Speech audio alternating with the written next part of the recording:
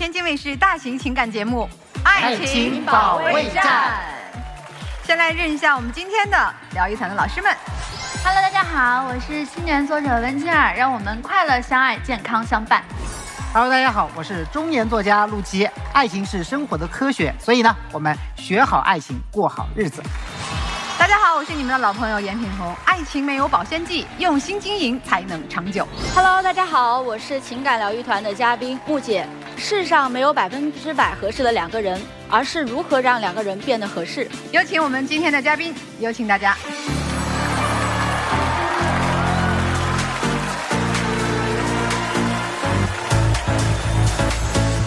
首先要疗愈的是本期第一对情感嘉宾焦先生，35岁，来自天津，殡葬工作者；董女士，36岁，来自天津，全职妈妈。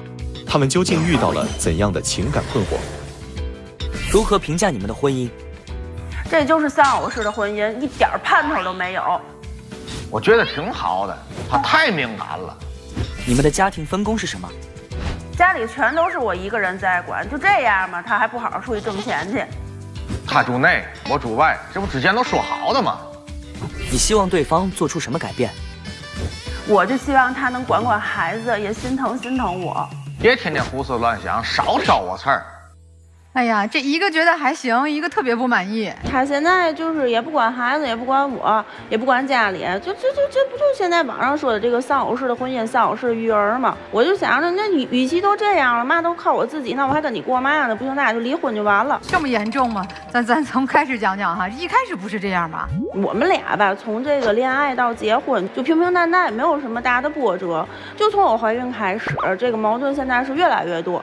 咱就从怀孕开始讲啊，我怀孕检查，人家连问都不问，连管都不管，就去那几回，一回需要你的血型啊，剩下那几回到那个检查的医院啊，先找热水在哪儿，先泡茶，泡完茶坐那儿就在那儿刷视频，我自己排队自己缴费，人家那老爷们儿人家跟着去的，人家又挂号又排队的，你干嘛了？那我不也陪你做检查去了？我怀孕4个多月的时候发烧。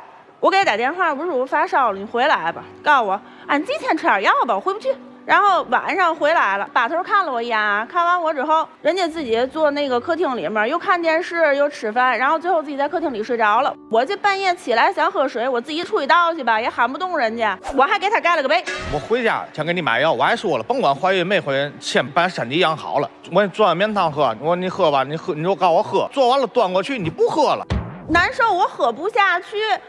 不喝就不管了，你病了我怎么伺候你的啊？转天又把他朋友喊家里来吃饭来，我那转天不烧了，但是我浑身难受。人家来了我也不能躺那躺着吧，我又做饭，然后人家走了我又收拾屋子的，他就嘛也不管，嘛也不问。那天本人有重要的事要说，本人定出外面吃去的。我媳妇刚好，咱别出去吃去了。我在家我还能看点他，所以那么的才把人叫家来的。不是你那朋友也怕被传染？我没感冒，我发烧。我这怀孕这个啊，就真的是都被我这月子生气，生孩子。我们住了5天医院，住完医院之后，他就把我送我妈那坐月子去了。人家也不露面，也甭说不露面。下午1、2点，孩子睡觉了啊，他来了，到那儿就看看孩子，然后盯着那个表，一到4、5点钟就走了。我一问他，我说你走这么早，你干嘛去啊？我忙，我有事儿。结果其实他根本就不忙，玩去了自己。就我在我妈那儿坐这1个月月子，他就一天去个2个来小时就完事儿了。生孩子5天，白天照顾你们家俩，晚上我照顾你一个人。你就伺候我那5天好吗？你能说一辈子？干嘛我这孩子给别人生的是吗？我告诉你，但凡不是非得你签字，我都不用你跟我去。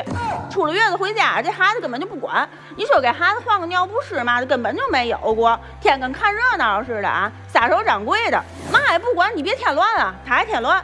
孩子那会儿4个多月刚会翻身，人家出去吃饭去了，半夜代驾给我打电话说那个大哥在车上喊不行了。我一看，赶紧给孩子放中间，周围拿那个被呀、枕头嘛的，我都给孩子挡好了。我就敲我们邻居门去了，我说大哥你受累，我们就要那个在楼下喝多了上不来了。人2口不错，人家穿上衣服就下楼，喊了半天才给他弄上来。这一弄上来呀，一会儿告诉我给我倒杯水，一会儿说你给我弄点吃的。把他伺候完了啊，孩子又该喝奶了。伺候完他，伺候孩子，这一晚上光伺候他们爷俩了。那不就那么一回吗？后面我也不出去了嘛，对吧？不出去，在家呀也嘛也不干。你说我这看见孩子一天，晚上给孩子洗澡哄睡，你收拾收拾碗，你刷刷碗，行不行？不行，就得躺那儿躺着。那天还跟说了，我说完了，咱先别刷了，我明天我来刷，我今累一天了，太累了。我说躺那儿，我想歇会儿。你不累的时候，你不忙的时候，你不也天天半夜看视频，然后转天中午再起吗？就我每天醒了啊，只要我晚上不收拾，晚上嘛样，转天还嘛样，我这边把孩子都收拾利索了啊，我还得收拾昨天的事儿。然后人家中午起来呀，你都干完了，那风凉话说的。现在孩子1岁半了，就根本就没陪过孩子几回。您说现在你们也都有孩子，1岁半这孩子正粘人认人的时候，对他爸爸就说来就来，说走就走，无所谓。爸爸穿上衣服就跟爸拜拜。那我这行业就这样。啊，你行业来电话就得走啊！你前些日子不忙吧？我说你这一阵不忙哈，我说咱那个放假咱带孩子出去玩会儿，我看人都带孩子出去，咱也去。结果7天假期，人家钓了5天鱼，那2天没去，因为嘛呢？犯痛风了，躺床上动不了。然后吧，我又得伺候孩子，又得照顾他，这天天就可我一人累，你知道吗？那不孩子在姥姥那儿了吗？孩子在姥姥那儿就接不出来了，人好不容易放个假，带孩子出去玩会儿，怎么了？也别说人家没带我们出去，去蓟县了啊，去了，但还去了好几天。去之前啊，我就嘱咐他，我说你去那儿别光喝酒打牌，咱上午带孩子，咱看看山，看看景儿，爬长城啥的，对吧？都行。答应倍儿好。然后到那儿就不是他了，早晨从睁眼8点多就打牌，一直打到晚上12点多，中午一帮人凑一块儿喝酒。4天哪也没去成。蓟县有嘛？除了山就是山，孩子那么小，没嘛往山上带呢。孩子小不往山上带，那在家平常在市里时候去淘气堡跟公园你也没去呀。我去那儿嘛事儿也没有，就说这个啊，天天就拿他赚钱当借口啊！我对你们陪伴少，为嘛陪伴少？我得赚钱去。他1个月往家交多少钱？交个2万来块钱，那还可以吧？那在天津还可以啊。他是全交吗？还是自己也有？都交，咱不存钱。还可以啊，还可以。是他不现在就这一个优点，往家交钱嘛？哎，这优点挺大的呀。但是花钱的时候可不行啊！啊，我一花钱啊，就说我瞎买，一让他拿块地去，那脸耷了比驴还长了，你知道吗？我要是天天给我自己买，你说我也行。这1年半从生完孩子，我买的全都是孩子吃的、用的、玩的，要不然就是家里正常的消耗品。我给我自己买嘛了？你天天那么嘟嘟我，眼睛就是孩子那点读笔，3根点读笔啊，1岁半就点读吗？啊，1岁半就点读笔了。嗯，然后给孩子买那个书，小个的、大个的，太多了，家里面我还有照片了啊！看这个快递了吗？我特意买了手拉手，这你们一家的？就一家的，这不是一个劳动这是我刚生孩子，就生孩子之前给孩子置办那些东西，什么床啊、乱七八糟，你不得给孩子置办齐了？每天啊，都10来件的往上楼上拿，这挺震撼的。这还有了，我家的货架呢，囤的奶粉、尿不湿，你说这孩子得吃多少钱去？那奶粉你这让孩子几天喝一罐？尿不湿你让孩子几天用一包？你不得多囤点吗？哦，用没了再买，孩子窝着。人家啊买洗衣液啊，1瓶2瓶的买，我们家轮箱买。你天天连双袜子都不洗，我一天洗多少衣服你看不见，你瞎。行，咱那行纸行吧？谁家好人一弄一柜子纸去？那玩意儿放那儿又坏不了，消耗品有便宜合适多买点，怎么了？干嘛他放那儿还能飞了？孩子啊，现在刚1岁半，孩子刚1岁半，这平衡车他骑得了吗？根本就骑不了。而且下面这些小车啊，没有一样是重样的。重样我买它干嘛？不是，我看到的满满的全是对孩子的爱。对啊，你老公看到的满满的全是浪费。这钱花的没必要的。你今天找着诉苦的地儿了，你还有嘛？你今儿都说出来，你别憋着。前两天给孩子要报那个早教班，孩子才1岁半，给孩子报早教，是孩子听得懂啊，还是怎么着？你孩子不是输你那起跑线上了，这输你那线上了，知道吗？那人家跟我们那么边边大的，人家都报干嘛？人家孩子能报，我们家孩子不能报，我差嘛了？一说就别人孩子，一说就别人孩子，别人孩子都有。咱家嘛情况你不知道吗？咱俩现在就租房住了，你还让孩子以后也租房？你不得想办法给他存点钱，让以后给他买到房吗？买不了房都赖我，你别你有证据啊，我也有，你让人家看看，看了吧你？你钓鱼的啊，这些是鱼竿，这些还是他最近常用的，还有好多不用的。这么多鱼竿啊！就还有这么一掐子堆角落里面堆着，我就没收拾没照。这个东西他都背着我买的，我都不知道。我打断一下，你那一个杆儿平均多少钱？对，没多少钱，多少？没多少钱，你说说嘛，我们听听。几百块钱呗。捡最便宜的说的是吧？你看陆琪老师懂啊，你别忽悠我懂这个。就这些东西还不算，去鱼坑钓一场鱼去就得500-600，钓不上来鱼500-600干赔，又费钱又费时间这个事儿。他现在呀心里都是他的爱好，他心里没有我呀，没有这个家，也没有孩子，啥也没有，就连我爸妈呀他都不放在眼里了。现在就这样吗？我要不放在眼里面，逢年过节大包小包不都我给你拎出去吗？你当姑爷的给我爸妈买点东西不应该了。好，我们这还没直系养老了，我爸我妈还没躺炕上需要你养了，你就在这就这么表功了。要真用你养还坏了，天！他咋样呢？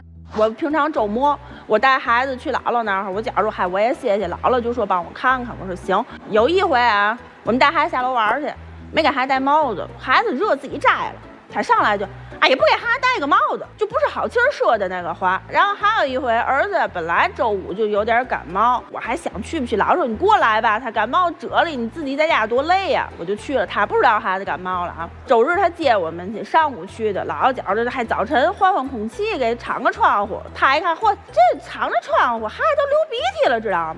我说他本来就有点感冒了还开窗户，你说姥姥这带孩子怎么一点也不上心呢啊？不行，你们就别来了。姥姥在外面就给听见了，就倍儿生气，他在屋里就跟哇哇哇就喊上了。你就这么在丈母娘那儿说啊？嗨，我就是声音大点了，我就是跟你说，我又没想让我丈母娘听见呀。道歉了吗？没有，这不轰出去了吗？打那之后啊，他就不去了，他就咬死了，是我妈给他轰出去了。一问他就忙，其实呢他就出去玩去了。上回不也去了一趟吗？到那之后鼻子不是鼻子，眼不是眼的。你就不能哄姥姥吗？你给姥姥赔个礼道歉，你赔个笑脸，你当小辈儿的，你怎么的？现在行，把姥姥给得罪了。赔笑脸不也是姥姥现在就跟我说啊，我给你们弄孩子弄不好，我这受累不讨好的。他爸那工作也自由，你也不上班，你们自己带吧，不行就别来了。姥姥现在也不管我了，你说我跟他过嘛呢？刚才说你们还租房子呢是吗？对，也没婚房。没有，没有啊。哇，你跟他在一起裸婚，跟他在一起你俩不都是天津本地人吗？他父母没那早啊，然后他就靠他自己。就最近几年，就是可能就是道越走越宽了，挣得多了。以前也是正常上班的，也是就是可以啊，又是裸婚没房，而且他还是干那个殡葬的。就这条件，他现在这样对我，为嘛我不想过了？那阵儿确实跟我受了不少苦，我也恨不得多挣点钱啊，给孩子创造一个好的条件。哎，那你觉得你对这孩子对家上心吗？除了给钱，现在也天天在家看孩子嘛。看吗？孩子这个奶粉一桶喝多长时间？那不知道。孩子1岁半需不需要早教？实际上他连整句话都不会说，连个妈妈爸爸都不会喊呢。你让他上早教。不会喊，天天没喊你，喊别人。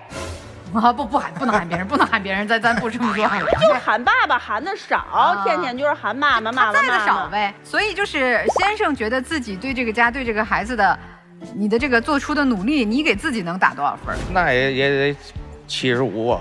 75哟，还挺高哎。妻子呢，给他打多少分？没分，也不至于没分吧？那一个月还挣2万呢。你家谁做饭啊？我做呀。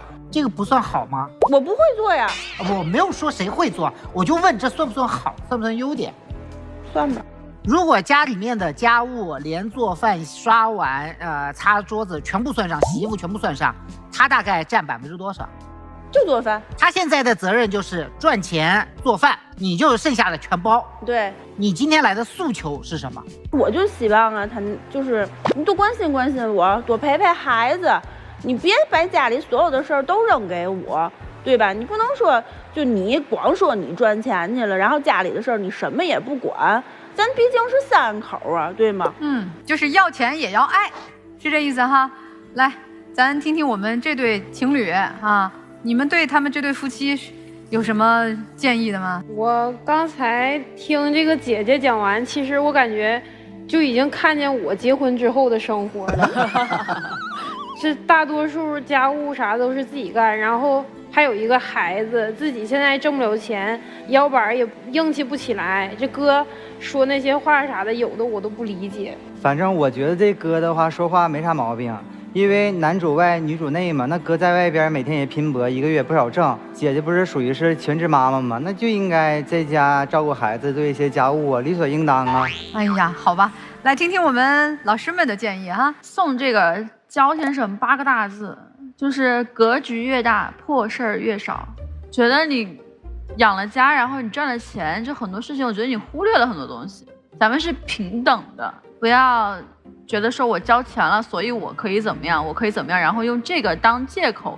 还是对您的妻子要多一些尊重和理解，因为你也有你的爱好，他也不喜欢，他有他的爱好，但他的爱好是为了给孩子、给家庭更好的一个环境和培养，就他初心是没有问题的。你不要觉得他所有的买都是有问题的，就是你要把它划分出来。我觉得什么是消耗品，什么是必备品，就这些东西你不要一棍子打死，你用一个眼光去看待他所有的行为，就是有的东西在什么时候买，有的东西在什么时候买，我觉得它是一个省钱的行为，不是说完全的铺张浪费。董女士就是全职妈妈有很多的辛苦和不容易，但是每一个全职妈妈都不容易，就是不要一直把自己放在一个受害者的角度去看问题，因为你如果一直有这种受害者心理的话，你会一直都不开心的。其实我们看到你很多优点，虽然可能看上去不那么勤俭，但是你所有的钱都花在了就是你的宝宝身上，这个从你作为妈妈的这个母性的天性来说，我觉得是没有问题的。只是说我们也要去科学的支配金钱，你不能因为你老公的缺位和失职，然后你就把自己家里囤得很满，然后给自己制造这种安全感，因为我感觉他安全感非常缺失。后来还有一个就是你不要当受害者，因为你是一个强者。我反而觉得其实你们俩的关系里面，我觉得你老公比较弱，因为他没有勇气去面对他自己是父亲这个身份，就是他自己没有做好的东西，你不要来惩罚你。每个人都有自己的人生智慧，你做好你自己，你也不需要跟他去辩驳。现在孩子1岁半，我觉得你可以去想一想看看，就是比如说你去做自媒体也好啊，或者你自己擅长什么，我觉得你慢慢的回归你自己，你除了是一个妈妈是一个老婆之外，你还是你自己，你不要把所有的关注啊重心啊什么所有的期待都放在一个男人身上，先让自己的认知提高吧。就是你们两个都在一个就是自己不愿意提高自己的认知，然后妄想要对方一直来提高对方的认知，然后想要对方互相理解自己。每个人都不可能100%的去理解你的，因为你就是女性，他就是个男的。你往好的方面想，他可能就是不想把这种在工作关系中的这种压力和情绪带到家里来，所以他出去释放。你要是想点他的好，其实他没有你说的那么糟糕，人家也好歹有个75分，你说没分，这个话说出来也是让人很不舒服的呀。你们每个人都只看自己的付出，不看别人的付出，那这个日子怎么过呢？多为对方考虑，多有点同理心，你俩日子过挺好的。一个中年男人要变成无敌啊，只需要3个技能就行。第一个技能叫空耳，就你说什么我听不到。第2个技能叫瞎眼，活我看不见。第3个技能叫朋友多，有啥事儿都是我朋友，对吧？所以3个技能齐聚，这个中年男人就无敌了。因为他可以躲避一切的活，你跟他说啥都没用，然后他想出去就能出去。为什么我今天站你老婆这边？原因是什么？原因在于其实就一件事，你老婆她能不知道你的好吗？你年轻时候又没钱，家里也没个老人，工作挣钱也不行，你老婆那么漂亮，她跟了你裸婚，是不是？人能不知道你的好吗？肯定知道。但是你想想，你现在和年轻时候的变化有多大？就你这张嘴，年轻时候能不会哄人吗？他肯定太能哄人了，对不对？从什么时候开始你不哄人了？你自己反思一下。就是从工作开始，一忙起来之后就没有时间。你别弄那个，就从咱俩领完证开始，搞对象的时候啊，人家还收拾屋擦地，比如我擦地，他可能擦擦桌子。结完婚之后就嘛也不干了，就有了孩子之后就忙，你看孩子吧。你倒也不能说他什么也不干，他干还是干一点的，他毕竟还做个饭嘛。但是我觉得他最重要的一点是什么？家里面不再提供情绪价值，这也是很多中年人遇到的问题，就是中年人开始情绪价值枯竭了。这个枯竭是什么？我这么跟你讲吧，他以前在外面没有那么忙的时候，他其实他内心还有很多的富裕，他可以回来，可以哄你，可以说笑话，可以让整个家庭气氛可以开始舒服起来。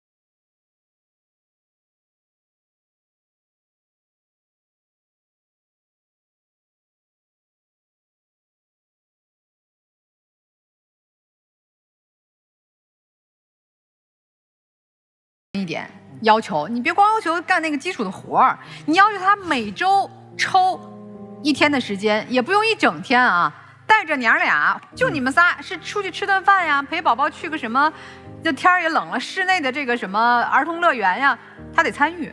对，是不是得有这个要求？对，人家太太都没要求你单独陪他，都没要求你什么2人世界，可以了。但是这个有这个抱怨的功夫啊，咱还不如鼓励一下你老公。我觉得你换种方法释放你的这个能量。你与其说，哎呀，你天天不陪我，你不爱我们，我不想跟你过来，你这人长那人短，你还不如变成，老公你能更好，你这个多点时间陪我，说好话比说难听话对他有用。有时候我们会陷入在一个误区里边，尤其是全职妈妈很不容易啊。就自己付出的很多，然后难免就有这种不满情绪出现。但我们看准自己要的那个方向，采取合适的方法，这是更聪明的。咱们一直没有太多提你丈夫的这个工作啊，其实好多女生一听这个男士做这种工作是会有担忧的。你这老婆可真没有，你看她今天站在这儿都明明亮亮的，丝毫没有这种说就是由于一些不愉快情绪而变得好像颓废了，或者是说内心压抑了，没有。就像陆琪老师说的，丈夫肯定是在婚姻的前半段，包括结婚前，是提供了很多让这个女孩觉得很满意的价值的，所以感情很好的一对夫妻。尤其是现在我们看到好多夫妻因为结婚之后经济矛盾啊，这个什么这个老人和咱们的矛盾啊，就内心越走越远。你们没有，依然是一种其实很爱对方的状态，只是找不到合适的方法。其实这个妻子，你老公没你想的那么差。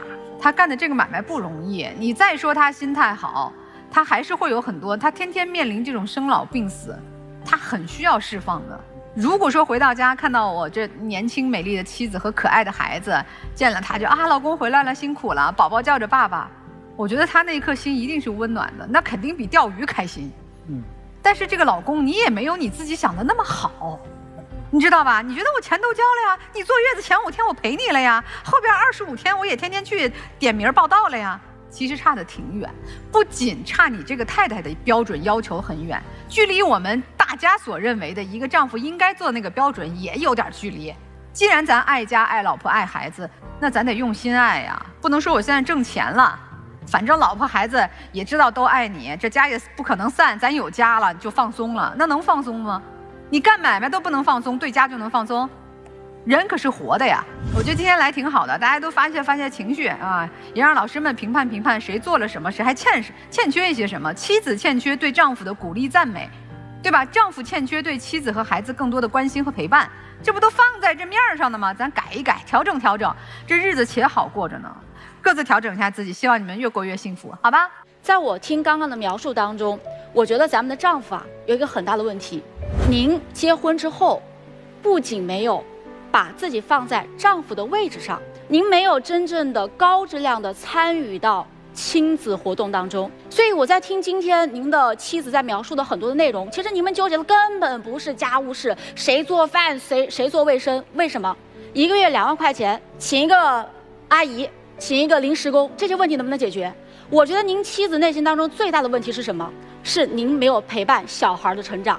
因为有一个很大的观点，刚刚讲的早教班先生不愿意报，为什么？咱们买那么多鱼竿、鱼漂，几万块钱5、6万要，但为什么这个早教班咱没有给呢？真的缺钱吗？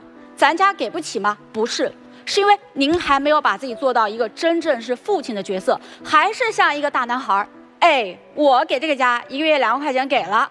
饭我也做了，还要我怎么样？我不比这市面上大多数男人好了。孩子的事就应该你女人干，孩子是你生，孩子是你养，孩子就该你带，这是您内心真实的想法。但是在这个台上，您没好意思说，我说的对吗？所以说，您的妻子今天说的这些话，根本聊的不是你们之间的感情问题，而是整个家庭问题。你要了解，作为一个男人，在一个家庭当中，除了提供经济价值，还有什么？陪伴价值。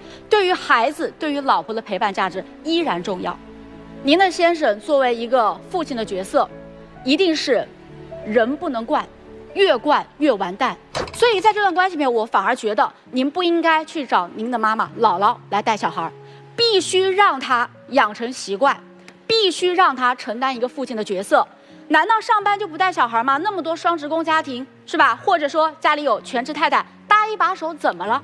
而且我觉得更多是在精神上的陪伴，不一定说我要天天回来就陪小孩，而是我每天能抽1到2个小时高质量的陪孩子看看书、写写作业，高质量的关系比浪费时间无效陪伴来得更加重要。还有一个很重要的点，妻子，我要跟您说，您刚刚一直在抱怨您的丈夫，说了很多这不干那不干，他很懒。但是您想想，有没有明确的给他立过规矩？很多的男人他是单线思维，你一定要给他下明确的指令，啊，今天回来咱能不能陪陪小孩，陪他把作业写了？但是在这个沟通的时候，一定要懂得示弱。老公，今天陪陪宝宝好不好？今天教我们的小宝把作业做了吧？真正的强者是敢于去示弱，真正的弱者才会逞强。所以我希望您在这个家庭当中去当一个真正的强者，我敢于去撒娇，敢于找老公去要，敢于去让自己柔软起来。我相信你们的婚姻生活跟家庭生活一定会越来越好。这个如果大家想了解这个木姐的话啊，也有个非常简单的方法，就是在我们这个微信公众号去搜木姐哈，这个木是拼音的 MU 这个木，对。那您要在这个公众号当中回复“爱情保卫战”5个字啊，也会收到我们的新人礼。谢谢木姐哈。这老公别表情那么严肃啊，你们先下来休息一下，我们听听这对情侣啊他们的故事啊。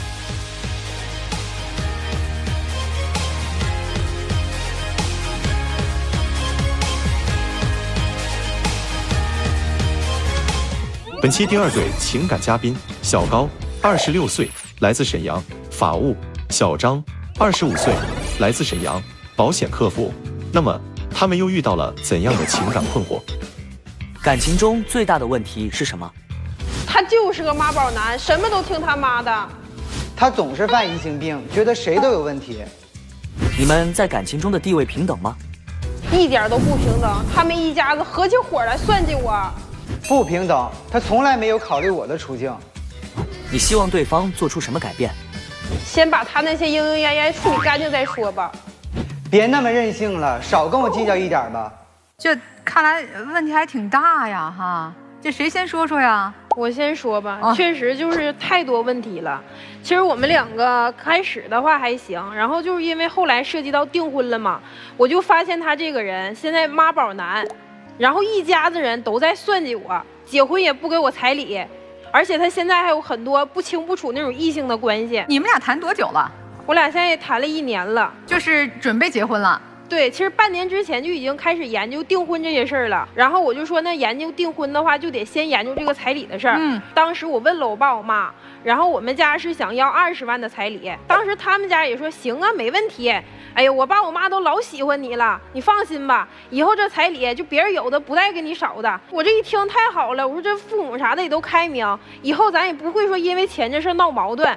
我说行，我说那咱俩就研究订婚吧。那订婚的时候他妈也敞亮，说你放心，我当时在他上大学的时候给他拿了5万块钱，这5万块钱就留着以后结婚呀、订婚、摆酒席啥的用。那酒席钱你们家1分钱不用掏，我们家来给你拿。然后我说行，那太好了，我说那就赶紧研究订婚呢，找饭店啥的呗，找酒店，亲朋好友啥的该给信儿的就赶紧给信儿吧。什么东西都找好了，还有2天就订婚了，直接他过来跟我说找你妈去要2万块钱来。我说要2万块钱干啥呀？他说这个酒席啥的我没有那些钱。我说你妈不是给了你5万块钱吗？你现在给我要2万是啥意思啊？他说我妈当时给我那5万块钱我花了，你花了，然后你当时你不跟我说，你妈也不跟我说，马上订婚了，饭店找完，你到交钱了你才跟我说，然后我当时没有招啊，那你说没有钱那不得交钱不得吃饭吗？亲朋好友来了也不能干坐的呀。都通知了是吧？对呀，都通知完了就没招了，就把你架那儿了。对，他就是这没通知，他又说拿不出来这钱，这订婚宴还订吗？正常的话就是酒席吧，就是各家掏各家的，女方掏女方，男方掏男方的，就是我们家拿这个钱是合理是应该的。但你说他妈说那话说的挺好听的啊，你说你这个钱不用你拿了，然后结果我说那我没招，我只能拉下脸我去跟我妈要了这2万块钱。那为啥不是他去跟他妈要那2万呀？他还跟我说让我瞒着，别告诉他爸他妈，说怕他爸他妈上火。这事儿我还得帮着他瞒着。是我妈在我上大学的时候给了我5万块钱，但这么多年咱俩在一起不吃不喝不花吗？那啥钱不是花的我的呀？而且我拿了3万，拿了大头，就让你拿了2万块钱，我不就是不想让我妈担心吗？那你提前说嘛？你说亲爱的，我这偷偷花了2万，咱这订婚宴，咱俩我出3万，你出2万，你提前说呀，你不能第2天订婚了，你说我没钱，你借我2万。更可气的是，他妈一直以为这钱我家1分钱没拿，到处跟他们的亲朋好友说。我当时因为这事就挺憋气的，但我就合计没多少钱，2万块钱，毕竟都已经订婚了，就别研究这事了，赶紧往下研究。是你妈听到这话了吗？我妈没听见。你看看，好歹没听见。这是多亏我妈不知道，我妈知道，我妈都得气坏了。完了，你今天节目播出，你妈可就知道了。这就是为了解决这事儿的。这还有更可气的。那继续说吧。然后要彩礼的时候，我就跟她说，我说你当时你家不是给我拿20万吗？我说这20万彩礼你打算什么时候给我？她说我妈说了，感觉咱俩挺好的，我不给你20万彩礼，我家加20万，一共给你40万，留着给咱俩结婚。我说你爸你妈真是为咱俩着想啊，也是怕咱俩就以后结婚了遇有难处了需要用钱啥的，怕咱俩压力大呗。我说那你这彩礼的话是20万，完剩下那20万你是给咱们交这个房子首付呗？他说不是，我妈说了，这40万都用来交首付，没有彩礼钱。我身边就同学还有我闺蜜，人家有的其实结婚早就都结婚了，身边都是10几万20几万彩礼，你到我这1分没有，说句多丢人呐！那咋1分没有了？这不多给你20万吗？20万作为房子首付，那我父母不也想让咱俩以后压力小点了吗？这事儿我俩没等商量完呢，没过2天呢，他妈带着他直接人去给房子买了，这事儿都不告诉我。然后买房子的时候，房子就写自己名。那我家也不是说大富大贵，那40万也不是说是属于小数目吧？那咱俩在一起，那肯定是有感情，不可能说用金钱来衡量这个事儿。别转移话题，你这房子是可是写着你的名儿，没写人家名儿啊。但是这个结婚之后可以商量啊，也不是说没有商量的余地啊。那不是画大饼吗？还得商量。彩礼呢？答应人家彩礼呢？也行。对呀，穆老师说的，你这个你房你首付，你家40万都写你的名儿，那咱就加10万彩礼呗。人家1分钱都没有了，我一管要就这一共就说给咱40万，跟我说就是那你开始要20万，我家给你40万，给你2倍了，你还想要啥呀？就这些事儿啥的，我当时都已经气得都不行了，因为毕竟订婚了。你要不现在商量商量？卡住了，现在商量不了。这我问我妈吧。你看，这不就是典型妈宝男吗？不是，人家说的也没毛病，妈给出的钱呀。那你说以后2个人过日子，哪有说到最后我连房子名都没有，然后我还得月月跟着你还贷款的呀？到最后我啥也没捞着。这个事儿的话，我跟他妈当时闹得也挺不愉快，因为本来订婚之前吧，他妈还整的那样，还挺喜欢我的，怎么样的。但后来我就合计，你妈都这样了，我也别给你妈好脸色了。就后来我跟他妈挺长一段时间，我也不跟他说话了。他说咱俩都现在订婚了，你要是想好好的解决这个事儿，咱就跟我爸我妈吃个饭，咱把这事说开了就完事儿了。吃饭的时候，他妈更有意思，全程啊说话夹枪带棒、阴阳怪气的，跟我说什么现在这女孩咋都这么物质呢？以后都是一家人，张口闭口的，你说这彩礼钱干啥呀？这些我一直都没吱声，因为我就觉得你要是想好好的，我就给你解决问题，就好好研究这个事儿就完事儿了。然后他妈没完没了，还说这女孩太物质的话不行，结完婚之后你拿着钱跑了咋整啊？到时候他妈就没完没了在这说什么女孩哪个手指头长，以后不疼丈夫他娘，我都不知道哪儿整的这些词儿。不是你先跟我妈顶着嘴吗？整一个让我多吃芹菜，婚后勤快，你哪有那么多话呀？那父母年龄本来年龄就大了，那多说几句说几句呗。你太不懂事儿了。你说你妈那么大岁数，你妈懂事儿啊？啥事儿都是啊，我妈说了，我妈说的对，我不是当时吃饭的时候，你和他妈起矛盾了吗？饭我都没吃消停，那筷子刚夹那2口菜，我没等吃呢我就走了，根本就吃不下去了那饭。那你走，你这未婚夫什么表态啊？这没啥大不了的事儿啊，都可以商量啊。那父母年龄大了就爱唠叨，本来事儿就多。这个事儿我是这么理解的，你看他妈开始跟你不断的说啊，女孩子要什么钱啊，说明他爸妈是知道你要来跟他谈这个事儿的，对不对？那知道要来谈这个事儿，说明他和他爸妈已经说过这个事儿了。对，肯定是不是了啊？那我是不是可以这么理解？其实他在他爸妈面前，对于这个事儿你不满意这个事儿，他其实是表达过意见的。对，也就是说你没有说服你爸妈，所以你希望他来说服你爸妈。所以我觉得他在这件事情里面，虽然他做的他没有能力去解决它，但他也不能说完全一点态度都没有。兄弟，你跟我说实话，加他的名字，不论你爸妈，你自己愿不愿意？可以啊，只是你卡在你爸妈那。对，因为主要现在我们年龄都比较小嘛，就是再一个来说，现在就离婚率太高了。那不就是不想给彩礼吗？因为彩礼属于婚前财产，你这算得很清楚呀。对呀，你说他们家这算盘都打成啥样了？因为他家条件确实挺好的呀。你说他爸他妈现在退休了，现在月有养老金，他家自己还做点买卖。我觉得他爸妈防着你还是有点道理的。对，我也觉得。就是你这个说话的方式啊，就是你因为你都在算账，知道吗？你一算账，他爸妈也得算账啊。对呀，你看这个男生他没给你算账，他爸妈一直在给你算账。姑娘，他要说我们家就是不出彩礼，我爸妈生意人就觉得离婚率高，怕不放心，但是给咱买套房，咱就这么订婚，行不行？他要买房子写我们2个人名行，那他要说还就写我自己的名行吗？那我这个婚不能定。哎，你们当时商量过，比如婚礼怎么办呀，或者蜜月怎么过呀？这商量过吗？都商量过呀，其实攻略啥的都做好了，他也没管。然后我都研究好之后，我就跟他商量呗。我说到时候咱俩去这儿度蜜月。他说我去问问我妈去，上这块溜达行不行？对，这人也要问。过来人呢，问问他咋了。你妈过来人，她知道就是年轻人啥的想去哪儿玩，她想去哪儿玩，这都一样吗？就试婚纱她啥的也是，就正常流程，我们俩该吵架吵架，但是结婚这流程该走，我们一直在走呢。所以说我感觉我也妥协挺多了。婚纱咋了？试婚纱的时候，他说要带他妈去，带他妈去了，他妈那种老一辈人就眼光跟我们根本就不一样。谁出钱呀？肯定我家出钱啊，所以金主带来是吧？但是一个婚纱的话，我感觉也没有多少钱，1万0点，没多少钱，你咋不自己买呢？就是，那这个结婚也是跟他结婚2个人的事消费得起的东西吗？你1个月挣多少钱？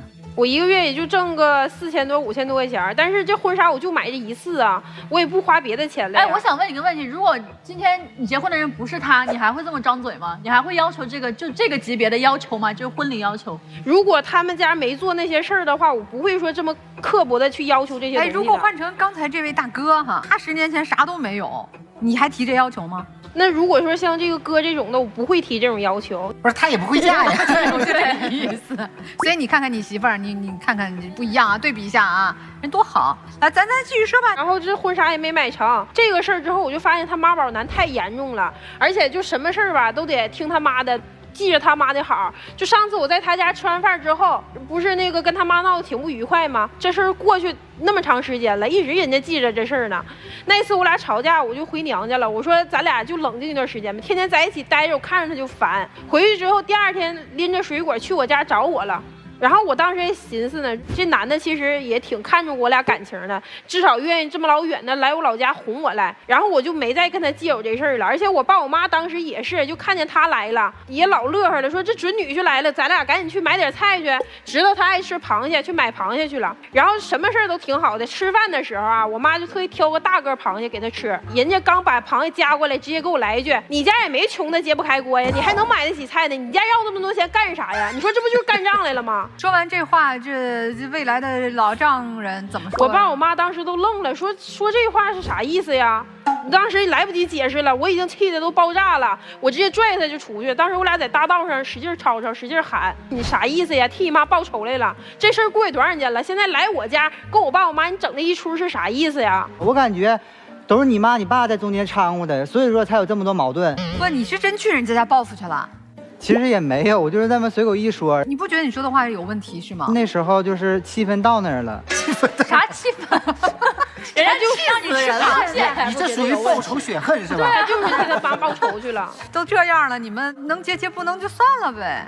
就是因为当时订婚了呀，就是亲朋好友什么的都知道了呀。哎，刚才你们小片中说还有别的问题呢，可不光是这个结婚这点事，还有什么验的是吗？当时我俩就是因为这事儿不老吵架吗？他就爱喝上酒了，还之前还能哄哄我呢，现在直接摔门就跑，就找他那几个朋友老去酒吧喝酒。上次我俩吵完架之后，又去找他那个朋友去酒吧了。去酒吧当时还发了好几条朋友圈，就是说什么今天喝的真开心啥的，连着发了好几条。然后他朋友就给我打电话跟我说他喝多了，让我去接他。我去了之后，他旁边坐了一个女的，搀着胳膊，两个人有说有笑的，就不知道的还以为跟那女的处对象呢。我说你这么晚了，赶紧回家，有事咱俩赶紧回家沟通去。然后那女孩直接起身问我，她说你是谁呀？你凭什么管他呀？他全程搁那块儿抱个甲一坐，一句话都不说。我就故意的气他呀，他自己没看出来。我就是想要他一个态度，让他珍惜一下我俩的感情，因为他天天跟我吵架，就天天钱，彩礼，房，就天天在我耳边不同的在绕。咱一码归一码，就没别人，就是故意气他了哈。对。那你说这个女孩你是故意气我？回家之后我说这女的你怎么认识的？她说就是在酒吧认识的呀。那我就是为了气你的呀，就是看你在不在乎啊。你不就是 PUA 我呢吗？我说那行，你现在给这女孩联系方式都删了，磨叽半宿，完才给这女孩删了，还老不情愿了。当时删完之后吧，我就觉得她不对劲儿，然后我就查她手机了，发现她不止这一个号，她还有一个小号。她这个小号里边和酒吧认识那个女生一直聊天，聊些啥呢？一些暧昧话题，就是平时分享日常，然后工作就是录点小视频啥的，自拍啥的。这个喝酒的，这些东西都是我们两个一起出去玩的时候我给他拍的，就是他这第二张云很淡这都是我给他拍的，还希望我能拉着你，你想拉着谁呀？我拉着你呗。你拉着谁？你拉着我。他搁这号里边他说想拉着我，这不机场里等船呢吗？你说我都不知道他这个号，看不见这号，你想拉着我都不知道他有这么个号，你说你想拉着我，你别在这搞笑了。重点是那条一个人看海，他现在在这立上单身人设了，在小号里边一个人看海。我当时看见之后就感觉太恶心了。还有什么那个项目已签约，我俩这个工作涉及不到什么签约不签约的，你立什么黄金单身汉的人设呀，在这啊？就最恶心的是这句好安静，我以为我们永远有话说，你想跟谁有话说？这句话可能就是跟他那个前女友，人家永远有话说。还有前女友。我俩刚处对象的时候，他这个通讯录里边就有他前女友联系方式，人家一直留着呢。当时备注的可恶心了，备注的宝宝。我说咱俩处对象了，你怎么还有你前女友联系方式啊？他说我忘删了，因为当时刚谈恋爱，我也没多想。我说那应该就是忘删了，你删了就完事儿了呗。现在我就在他那个小号里边看见人家跟他前女友人一直有联系，他天天跟他前女友吐槽啊，他脾气大，他跟我妈老顶嘴，他怎么不好，天天跟他前女友在那说我。然后他前女友跟他一起说我啊，你这个女朋友怎么这样啊？她脾气怎么这么大呀？怎么这么能跟阿姨顶嘴呀？你俩要有感情的话，你俩处呗。你当时你跟我订什么婚呢？你家说那么好听干啥呀？你俩旧情复燃去呗。她就是我前女友，那我俩肯定没有可能了。现在就是一种朋友，那朋友之间说一些话咋了？有啥问题吗？还咋了？气死了！这不是让女朋友发现了吗？以后还聊吗？不聊了。小号删吗？删。现在我都不知道他这个小号到底是我俩谈恋爱一直都有，还是订婚之后他才有的这些问题。我现在感觉他这样都已经算是精神出轨了。你怎么不走呢？就是因为订婚了嘛，因为我俩现在还没结婚呢，那你要结完婚再发现各种问题可怎么办？就是因为我俩当时订婚的时候，所有的亲朋好友啥都请了，怕就现在分手我先丢人。所以你是希望我们劝劝他，帮他改正一下，是这意思吗？对，其实他要是能把身边这莺莺燕燕啥的整干净利索的，让他妈少掺和点我俩这件事儿，钱彩礼不彩礼的也不计较了。其实这些都是好说的，从始至终其实要的就是他家一个态度。你家实在没有这个钱的话，没有也行。行，听听老师们什么建议吧，好吧？所以你俩现在立刻分手，你们两个也并不爱对方，一点没看到爱情。我到现在为止，我都没有理解，就是你为什么非娶这女的不可？因为之前我俩其实挺好的，就是各方面没啥说。就是你知道为什么吗？因为他以前以为自己是高价，他本来的期待值是高于你现在的表现的。人只有在去抬头仰望自己够不到的东西的时候，他才会收起自己本来的秉性。谁抬头看着天的时候，希望老天爷对自己好的时候不给个笑脸，不态度好一点，不立正啊。这个女孩她是属于那种，她的算计不是从要跟你结婚这个事儿才开始的，而且她的性格就是她会一直算计，她会算得很明白。我跟你讲，你满足不了她，她今天提这个，明天就会提那个，你绝对不要相信她说什么没有什么彩礼啊什么什么之类的，我也能，不可能，她过不了，她一天都过不了。她从开始一个我期盼你给予我，到索取，到后来她变成压榨。完了就给你上纲上线，给你上道德，上各种东西，这是他的行为模式、处事方式，改不了。他不会尊重你的母亲的，这个事情在他的世界里面已经根深蒂固了。你妈就算之后给他钱，他只会认为你们家还有更多的钱。那么女生，这个男生的问题是什么？他就是一个躺二代。就你开始也是看中他这个特质吧，你可能觉得说这个男孩子啊，觉得没有什么自己很多的主见，你一开始你看中他这点觉得好拿捏。但是我跟你讲，这个男孩其实主意比你大，他要用他这个小白脸吸引更多的异性，然后他会选一个性价比最高的。因为这个男孩属于那种，就是他很喜欢去释放自己的魅力，但是他知道他的魅力并不持久，就你玩不过他。对，你玩不过他，你俩不是一个量级的选手。他背后有参谋长，那不像你傻乎乎的，你有啥说啥。你算了吧，姑娘，就这个人，你斗不过他，你也斗不过他妈，你趁早走。你千万不要被什么道德标榜，说什么哎我什么亲戚朋友都通知了，你告诉亲戚朋友说我勇敢甩渣男。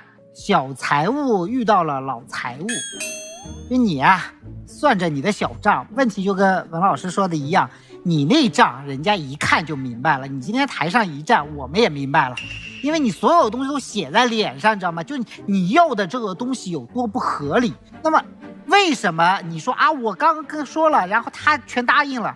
这个社会上有很多人出来，他就是带一张嘴。所以他妈其实所有做的事情，我觉得是合理的。为什么？因为他们家要出钱，他妈管着钱呢，他妈那支笔就得很严苛，在那边审到最后。你信不信？你到最后你提一句说好，我要5万块钱彩礼，这个事可能就过了。第二个是，为什么你现在分不了手？姑娘，你被打窝了。他不是钓鱼高手，我也不是钓鱼高手，你男朋友是钓鱼高手。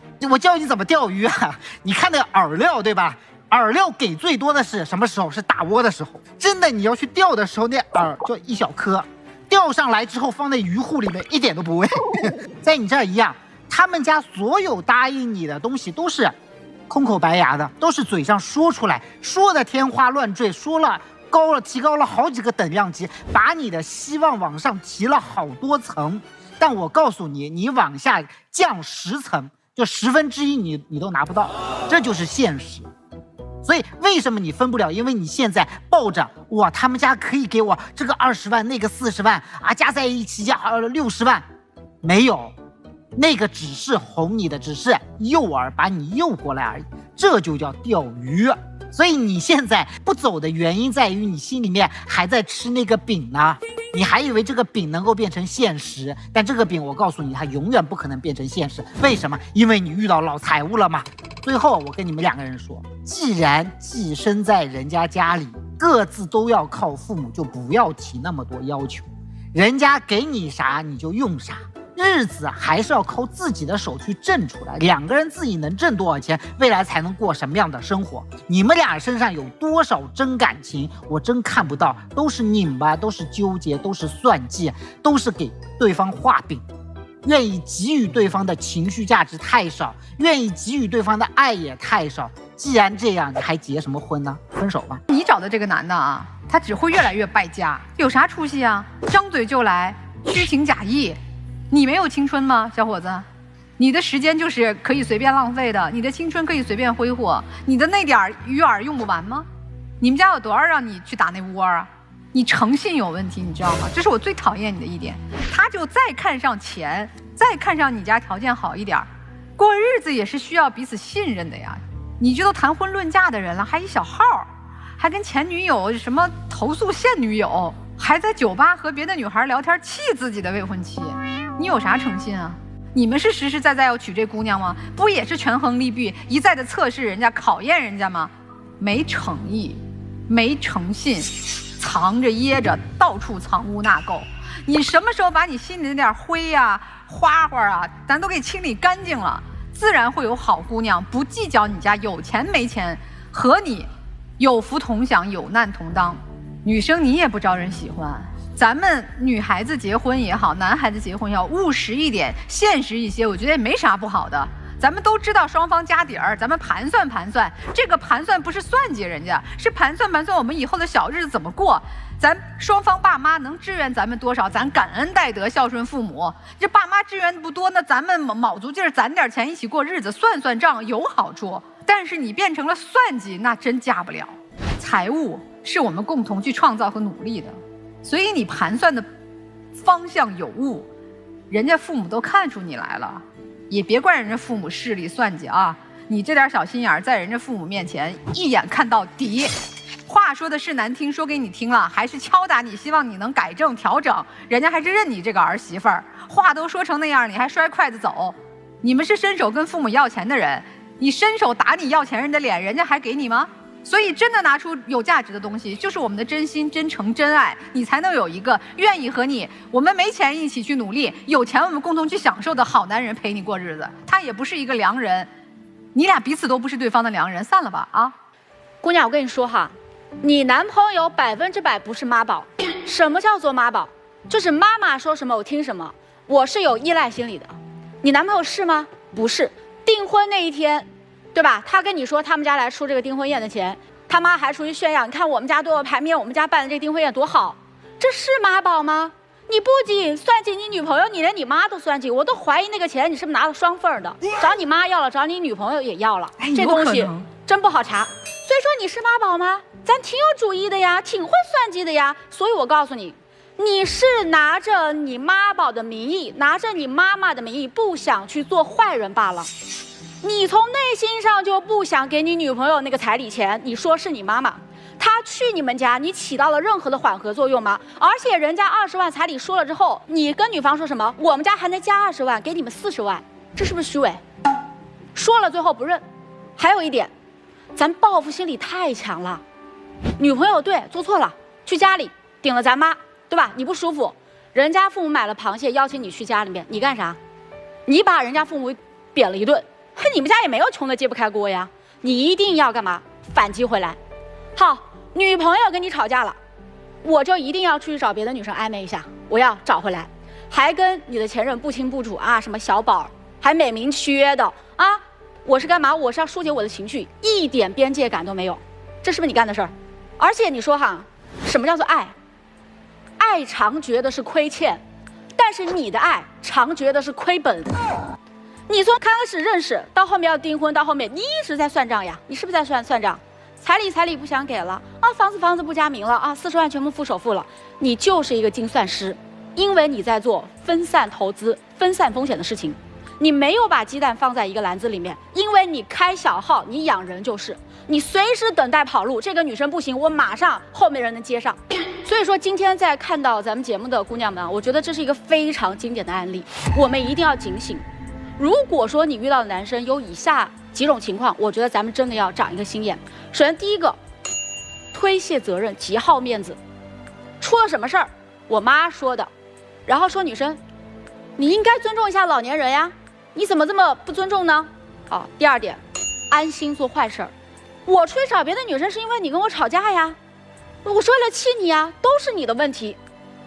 第三个点，我们家就普通家庭，你干嘛找我要钱？别惦记着我们家钱。第4个点，说话不算话，前面说过的话后面就不承认。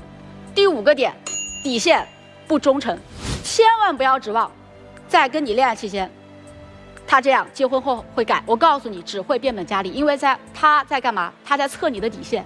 如果他知道你的底线，能接受这个事儿，我告诉你，结了婚是一样的。所以啊，我想也跟这个先生分享一下，一个女人她有时候在意的不是说这个男人在年轻的时候我物质好不好，而是什么？而是人不能心穷。所以我觉得你作为一个形象这么高大伟岸的一个男人，应该让你说的每一句话能经得起推敲。有时候我们女生在找一个男人结婚的时候，她要的是一个男人责任，一个男人担当，还有一个男人的一言九鼎。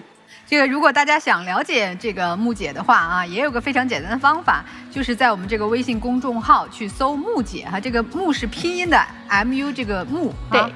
那您要在这个公众号当中回复“爱情保卫战”5个字啊，也会收到我们的新人礼。谢谢木姐哈。听的2位都表情很严肃哈，作何打算？你们自己思考一下。接下来我们请2组嘉宾都回到我们的转门之后，看看你们最终的选择。来，请回。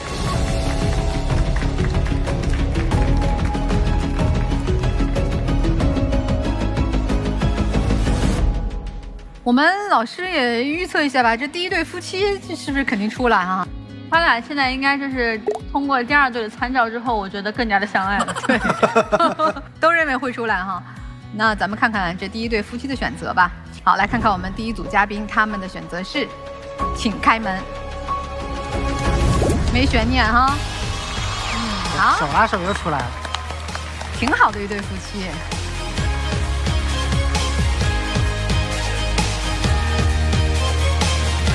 老公就表态吧。对，我这回去跟丈母娘诚恳道歉。对了，你这是录制老师话听进去了。对啊，多陪陪孩子，多帮他分担家务。哎呦，那就把太太说哭了哟。每天晚上收拾玩具、擦地，就这一个活指派给你了。没问题啊。这个妻子，你也心疼一下老公嘛。我也改，我以后嘴也别那么厉害了，也多理解理解他。然后对这个花钱的，我也揉着点儿，能给孩子攒点钱，咱攒点钱。没有用的先不买，咱俩商量着来。好，那接下来我们一起见证你们的浪漫吧，抱抱吧。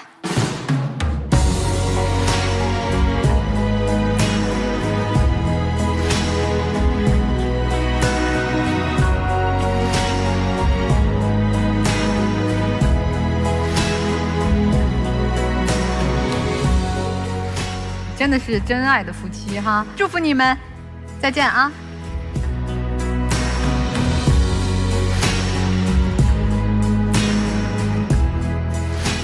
接下来第二对情侣他们会出来吗？老师们有什么推测？不会。我觉得他们肯定会出来。我也觉得他们暂时分不开，如果有机会能调整的话，我觉得再调整一下。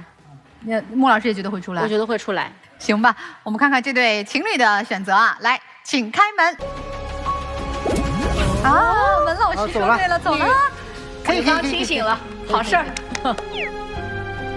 哎，我觉得这也是好事啊，就是彼此不适合，或者在这段感情当中发心不是冲着爱去的，还不如早点散了哈。这就是相濡以沫，不如相忘于江湖啊。好吧，希望我们都能遇到适合自己的良人，希望大家都拥有幸福的爱情和婚姻生活。好了，感谢大家收看我们今天的爱情保卫战，下次再会。